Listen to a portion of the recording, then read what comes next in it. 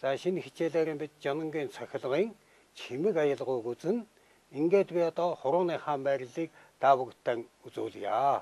За одоо Жононгийн цахилгын чимэг аялгауг тоглохын тулд номын нэг таталтанд багтаан эхлээд зүүн гарын 7 ур хурууны хумсны толиогоор бүдүүн чавхцны дотор талаас нь дараа нь ядам хурууны өндгөөр чавхцны гадна талаас ингэж дарна. За үүнийхэн дараа эрхий хуруугаар нарийн чавхцны гадна талаас зээ барих аргын адилаар дарж өгөх хэрэгтэй.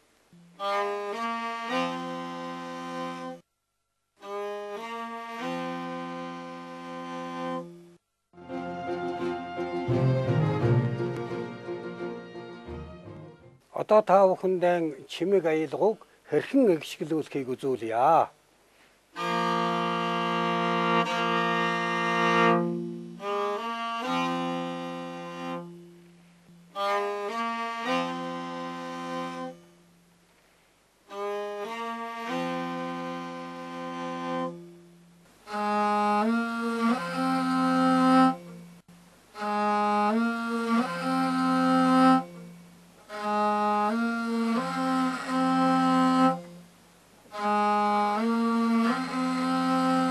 За одоо ингээд Жононгийн цахилгын эхний аялгауг аян чимэг аялгуутайгаа нийлүүлээд тоглоё. Та бүгд минь одоо дагаад сургуулиарай.